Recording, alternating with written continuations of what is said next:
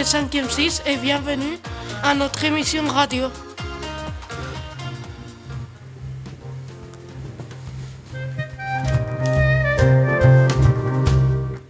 Maintenant, nous allons vous présenter à Pablo qui va faire une interview de Molière. Bonjour Monsieur Molière, je vous suis ici pour vous faire plusieurs questions. Premièrement, pourquoi vous avez décidé d'être comédien? Bonjour, j'ai décidé d'être comédien car j'aimais beaucoup faire rire les personnes. Intéressant. Quel est le rôle que vous avez préféré jouer? Le rôle que j'ai préféré jouer, c'est évidemment le rôle de Scapin dans les fourberies de Scapin. Je sais que vous n'aimez pas parler de ça, mais est-ce que vous pouvez nous parler un peu de votre emprisonnement? Oui, j'ai été en prison car j'avais beaucoup de dettes et sont payées. Et j'ai été dans la prison de Chartelet. D'accord. La quatrième question, c'est qu'est-ce que vous inspirez pour faire le personnage de Scapin? Je ne me suis pas inspiré en personne. J'ai créé Scapin pour me rire des problèmes de la société et pour faire rire les spectateurs. Justement, la pièce n'a pas eu beaucoup de succès. Comment expliquez-vous? Beaucoup de gens disent que c'est l'exagération de Zest, mais moi je crois que personne n'était préparé à voir ce type de comédie. D'accord. Maintenant, parlez-nous un peu de votre prochaine œuvre. Ma prochaine œuvre s'appellera Le Malade imaginaire. Ça sera une comédie ballet en 3 actes avec une musique de Marc-Antoine Charpentier. On le fera dans le Palais Royal. J'espère que tout se passe bien.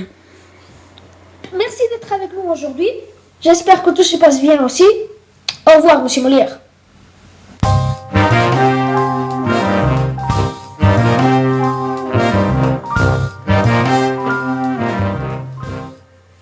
Maintenant, nous allons accueillir à Armel qui va faire un reportage environnemental.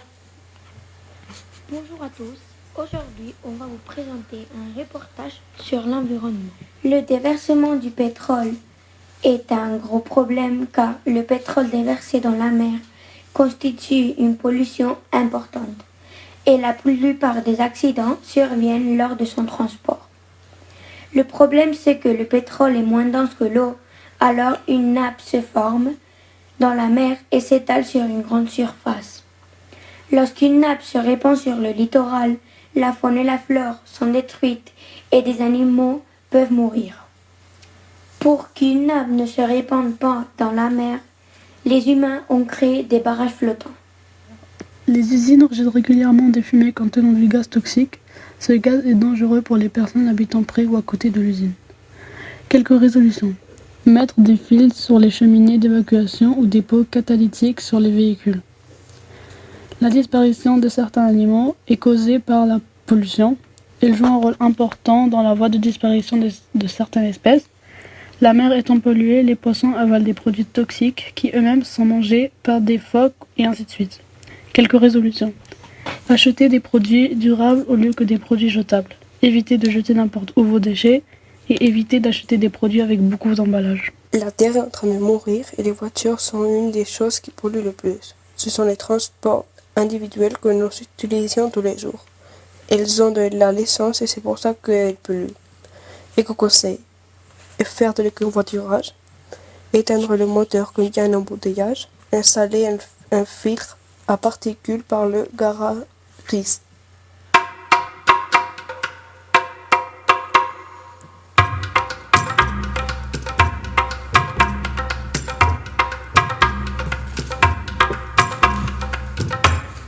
Maintenant, Elsa va nous présenter son émission et après on va l'écouter. Bonjour à tous. Comme nous a dit Guillermo, moi j'ai fait une critique littéraire sur les fourberies de Scapin de Molière avec deux camarades, Carolina et Mariola. Donc je vais vous montrer ce qu'on a fait. Moi, Mariola, je pense personnellement que cette pièce de théâtre est bien faite et amusante. La seule chose que je vois un peu difficile à comprendre est qu'elle est écrite en français classique.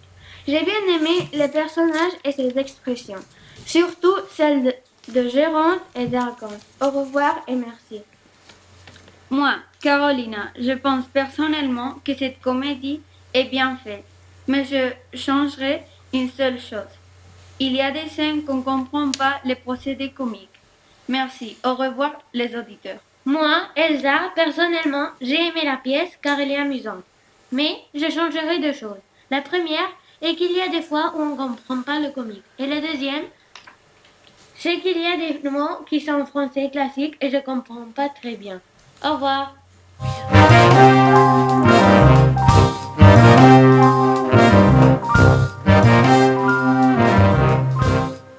Maintenant, nous allons écouter Althea qui va nous parler des espèces menacées. Bonjour, je m'appelle Althea et je vais vous parler de 3 espèces menacées et comment éviter leur extinction. Premièrement, l'ours polaire est un mammifère carnivore de la famille des ours. Il vit dans les zones gelées du nord. Il est en extinction à cause du dégel et car ils n'ont plus d'aliments dans leur région. Deuxièmement, je vais vous parler de l'un des félins les plus emblématiques et majestueux. En effet, c'est le tigre de Sibérie, aussi appelé tigre de l'amour. Celui-ci vit dans des parties de Russie, Chine et Corée du Nord. Il en reste environ 500 individus de ce magnifique animal, car il souffre des 2 principaux menaces, le braconnage et la destruction de son habitat. Finalement, je vais vous parler sur la panthère des neiges, ou aussi appelé le léopard des neiges. Il est un félin qui vit dans les montagnes gelées d'Asie centrale et Népal. Il est en voie d'extinction à cause des chasseurs qui les tuent à cause de leur fourrure. Dans le monde entier, il reste environ de 4000 à 6500 espèces. Et maintenant, je vais vous expliquer comment éviter l'extinction d'une espèce. Ceci n'est pas facile, mais voici quelques exemples de ce que vous pouvez faire pour éviter leur extinction. Éviter la destruction des habitats, exemple, déforestation, chasser et punir la chasse illégale et le trafic d'espèces. Aussi, vous pouvez créer des réserves naturelles et promouvoir des programmes de reproduction.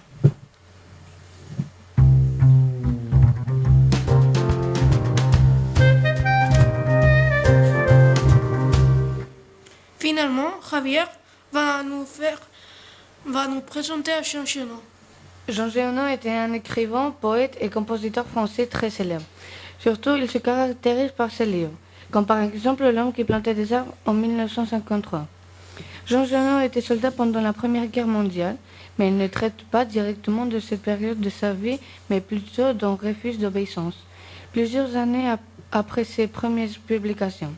Cependant, la guerre a eu une très forte influence tout au long de son travail dans les aspects humanistes et pacifistes. Ses premiers livres sont d'un style très lyrique, très différent des œuvres tardives, plus élaborées et narratives, telles que les chroniques romanesques, et le cycle Hussard. Le personnage principal des premiers livres est la nature, tandis que dans les livres suivants, c'est l'homme.